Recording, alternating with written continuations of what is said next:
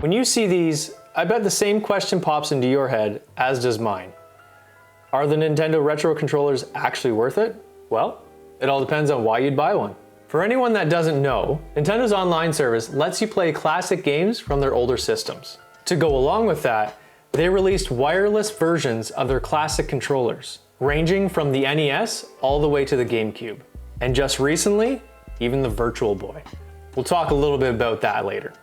Some people pick them up just for that hit of nostalgia or to keep on display, while others like to play those retro games with the authentic feel of the original hardware. Of course, that means you'll need a Nintendo Switch, you'll need an internet connection, and you'll need a Nintendo Online Service subscription. And all that adds up pretty quickly. So before you spend all that money, let's go through some pros and cons of purchasing these controllers. I'll bounce back and forth between pros and cons, starting with pros. Pro number 1, authenticity. These controllers feel almost identical to the originals, just without the long black cord sticking at the top. Nintendo already had the original blueprints, so outside of a few tweaks, they absolutely nailed the original design. I will say the D-pad and the buttons on the SNES controller do feel a little stiffer than I remember, but still capture those fond memories I had as a kid.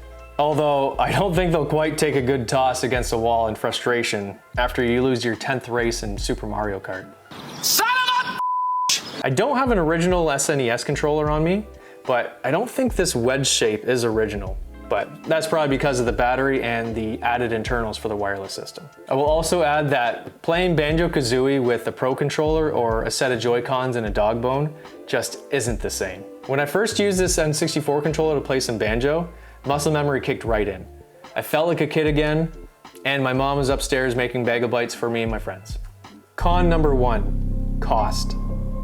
Like I said at the start, you're not just paying for a controller.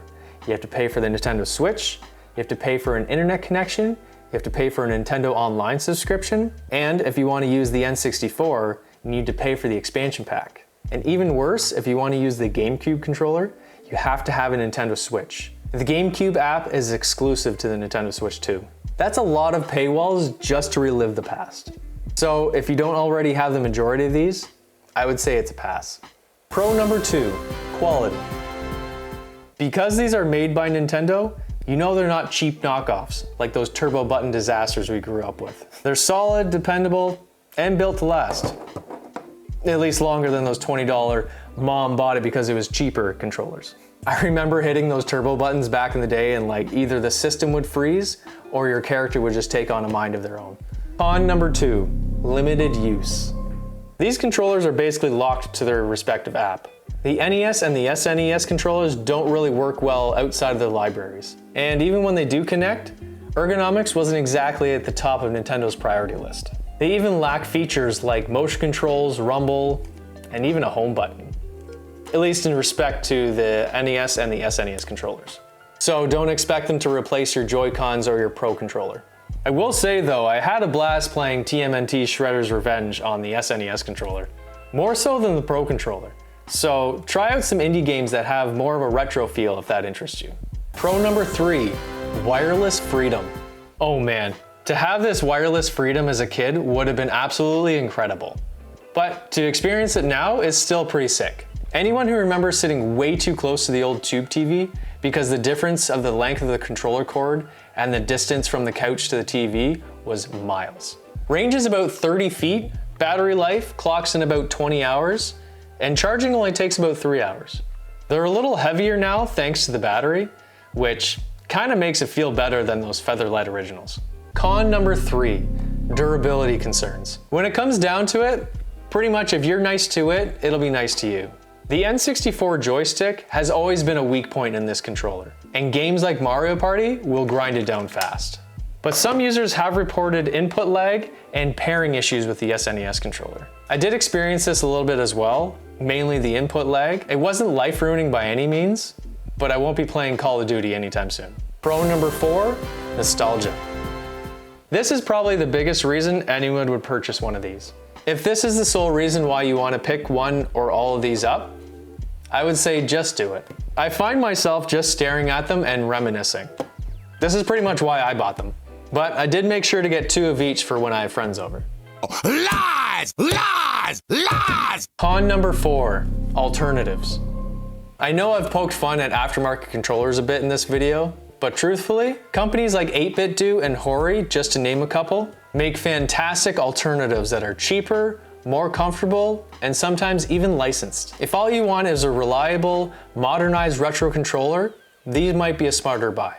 8BitDo actually brought out an SNES replica that had Joy-Cons, which for people that are more used to those opposed to the D-pad is a great workaround.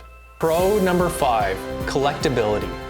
I love how Nintendo already knew that people most likely would have just wanted to keep them on display.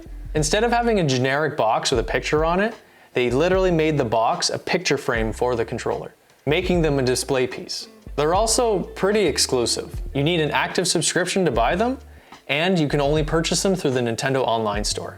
That gives them a rare collectible vibe, especially since they won't be around forever. I couldn't think of a 5th con, so unfortunately I only have 5 pros and 4 cons.